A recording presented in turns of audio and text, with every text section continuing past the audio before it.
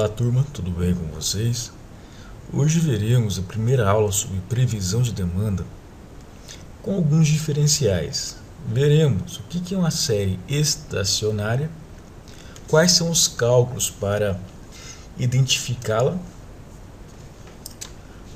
alguns cálculos feitos à mão, uso do Excel, algumas ferramentas avançadas e também o uso do software Gretli, que é um software de estatística gratuito e tem um modo de previsão muito interessante e bastante prático para usar. Ok, turma? Então vamos lá. O primeiro passo é identificar o que é uma série estacionária. O que faz com que a série seja ou não estacionária.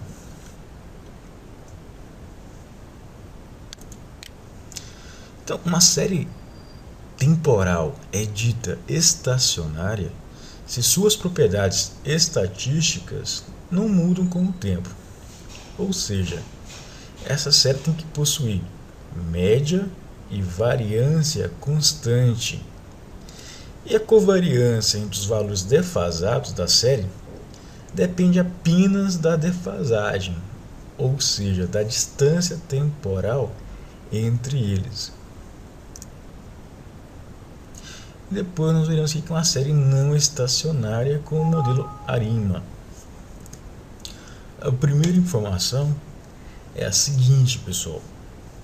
Só podemos trabalhar com média móvel simples, ponderada e alisamento exponencial se e somente se a série for estacionária.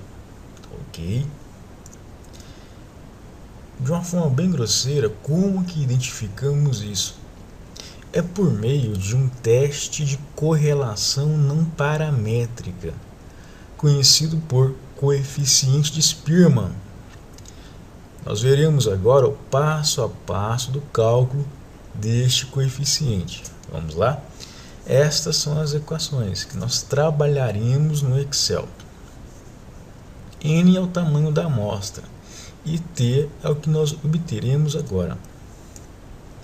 Esta é a nossa série temporal. É uma série anual de 96 a 2010, que perfaz aí 15 N igual a 15. E que nós temos os dados financeiros de vendas. Então vamos agora para o Excel e iniciar os cálculos. Deixa aqui um pouquinho maior para que vocês possam acompanhar. O primeiro passo é que nós temos vendas e anos. Faremos aqui uma série temporal aqui, ó, vendas e depois pegar anos. Inserir gráfico de dispersão. Então aqui nós temos, pessoal, o comportamento desta série temporal. Vocês podem perceber que ela é cheia de tendências, hora de crescimento, hora de decrescimento, ok? Algumas variações bastante fortes aqui. Mas como saber se esta série que eu estou examinando, ela é ou não estacionária? Vamos lá. Relembrando como é feito o gráfico, marque primeiramente o vetor de vendas e depois o vetor de anos. Inserir gráfico de dispersão. Ok? Então vamos lá. Bom, o primeiro passo para calcular este coeficiente de Spearman é o seguinte. Estes são os dados originais. Vamos colar aqui.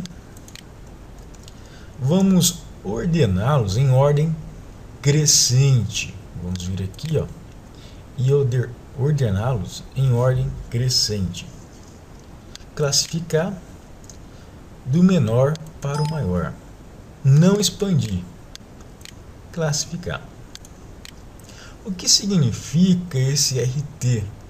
É saber qual que é a posição nova. Por exemplo, esse valor de 4.000 R$ 767,70 era originalmente a primeira informação, certo, pessoal? E agora, quando nós fizemos esse ranking do menor para o maior, qual que é a posição desta variável? Vocês podem ver agora que ela passou para a quinta posição. Essa é a posição original, e com o ranqueamento do menor para o maior, ela passou a ter a quinta posição. Vamos vir aqui e colocar 5, e assim por diante. Bom, só que seria um trabalho exaustivo. Vamos usar funções. O engenheiro tem que trabalhar de forma inteligente. Função correspondência. O valor que eu quero é esse valor aqui, ponto e vírgula, procurado nesta matriz, ou neste vetor. Dá um F4 para travar. E o valor que eu quero é exato, basta informar 0. Podem vir aqui e arrastar. Terminamos. O que é o delta? O delta é a diferença da posição, da nova posição, menos a posição anterior. Então, esse cara aqui menos a posição original. Ok. O t é o delta ao quadrado. Então, esse pessoal aqui ao quadrado. Feito isso, vamos agora somar. Perfeito. Agora nós podemos aplicar esta equação. Então, vou colocar aqui um pouquinho maior. Então, seria igual 2 parênteses, aliás, antes, 1 menos 6 vezes t, tá aqui, dividido por n. N é o tamanho da amostra. Nós temos aí 15 vezes 15 ao quadrado menos 1. Ao fazer isso, pessoal, reparem corretamente na equação. Cuidado com a quantidade de parênteses. Ok? Aplicando a equaçãozinha, obtivemos um coeficiente de esprima negativo. Como que eu identifico se a série é ou não estacionária? Quando o coeficiente é negativo, significa que a série é estacionária. Portanto, nós podemos trabalhar com esses métodos clássicos: média móvel, média ponderada e o alisamento exponencial. Mas, se o coeficiente fosse positivo, nós não poderíamos trabalhar com estes métodos. Por quê? Porque a série seria não estacionária. Desta forma, usaríamos outros métodos de previsão. Ok, pessoal? Bom, agora vamos trabalhar com a média móvel ou média simples. Vamos supor, se eu quero prever que o mês 17, e considerando apenas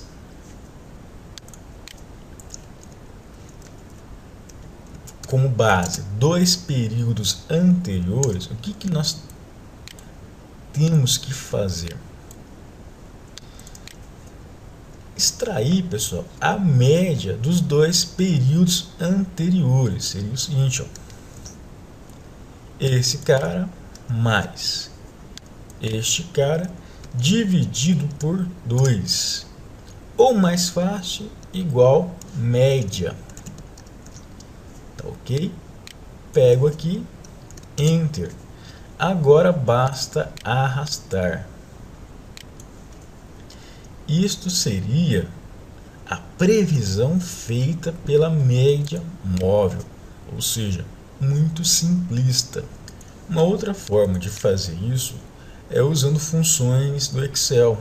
funções já programadas. Vem aqui em arquivos, opções, suplementos, e depois clique em ir. Marque a opção aqui, ó, ferramentas de análise. Perfeito. Vamos agora em dados, ferramenta, análise de dados. Buscar a opção média móvel. Ok. Os valores de entrada são estes aqui. O número de valores para realizar a média são 2 períodos. E eu quero inserir aqui os intervalos de saída. Quero ver os resultados no gráficos e os erros. Ok. Pronto. Vocês podem perceber que os resultados são os mesmos que obtivemos fazendo à mão. E o legal aqui é que já gera o gráfico real e o gráfico de previsão. Ok, pessoal? Bom, como que eu sei esse método aqui foi bom ou ruim? Vamos calcular agora o erro médio. Como que eu obtenho o erro médio? É o valor absoluto do real menos o previsto. Então, é igual a ABS, valor absoluto do real menos o previsto. Feito isso, arrasta-se. E agora vamos obter a média de todos aqui. Então, o erro médio, utilizando a média para 2 períodos, foi de 278,25. Bom, isso aqui foi a média simples. E a média ponderada, como que funciona? Pessoal, é a mesma coisa. A diferença, trabalhando novamente com 2 períodos, é que vamos atribuir pesos aqui. E a soma dos pesos tem que ser igual a 1. Então vamos aqui trabalhar inicialmente com um peso de 50% para cada período. Então como que eu obtenho a previsão para o mês 16, usando aqui no caso a média ponderada, igual este valor vezes este, F4 para travar, mais este valor vezes este, F4 para travar. E agora nós podemos arrastar. Pronto.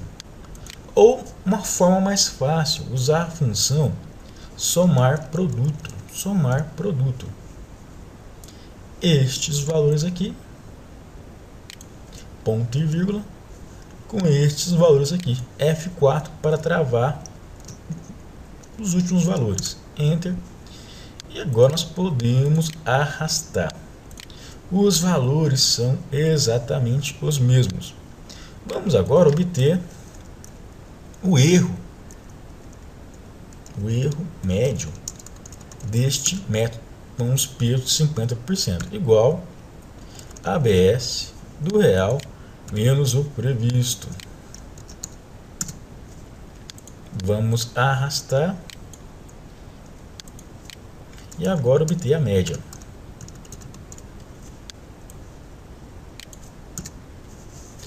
A média pela média móvel 278,25.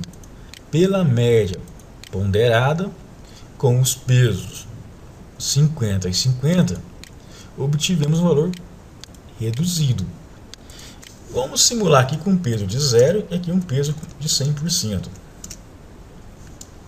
Caiu ainda mais. Aqui 100% e aqui 0. Aumentou. Ou seja, a escolha do peso, ao se trabalhar com o método média móvel ponderada, é um fator crítico. Ok, pessoal? Bom, o último método desta aula é chamado de ajuste ou alisamento exponencial, ou também como média exponencial. Como que ele funciona, pessoal? Ele é um pouquinho diferente. Vai aparecer a figura do alfa agora, que é um fator de amortecimento da série. Então, um exemplo. Supondo que nós tenhamos 100, a última média, e 150 é o novo ponto dado. Ou seja, nós temos primeiro mês 100, segundo mês 150. Qual é a previsão seguinte? É o valor anterior, que é 100, mais o coeficiente de amortecimento vezes o valor de hoje menos o valor anterior. Tá ok? É assim que nós obtemos a previsão pelo método ajuste exponencial. Vamos vir aqui no Excel e faremos isso agora. Então, como é que seria? O primeiro mês é ele mesmo. O segundo mês, como é que é feito? Igual o mês anterior mais. Nesse caso, trabalhando com coeficiente de 0,2, F4 para travar, vezes o valor real menos o previsto. Pode dar Enter e arrastar. Terminamos. Este é o método feito pelo alisamento exponencial. Bom, o Excel também nos fornece uma programação pronta para isso. Análise de dados, busque a opção ajuste exponencial. Ok. Os intervalos de entrada são os dados da série original. O fator de amortecimento é 1 menos o alfa. No caso aqui ficará 0,8. Eu gostaria que os dados aparecessem aqui. Pode dar OK. Nós temos, mais uma vez, o gráfico do ajuste exponencial, a série real e a série prevista. Perfeito. Bom, vocês podem ver que são os mesmos valores obtidos, feitos usando as funções básicas do Excel. Vamos deletar aqui e calcular o erro médio, igual a ABS.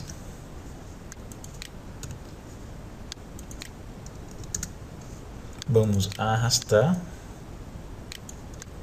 e média de tudo isso. Por enquanto, com o alfa de 0,2, obtivemos o maior erro médio dos 3 métodos anteriores. Vamos mudar aqui para 0,8. Caiu bastante para 1, muito mais.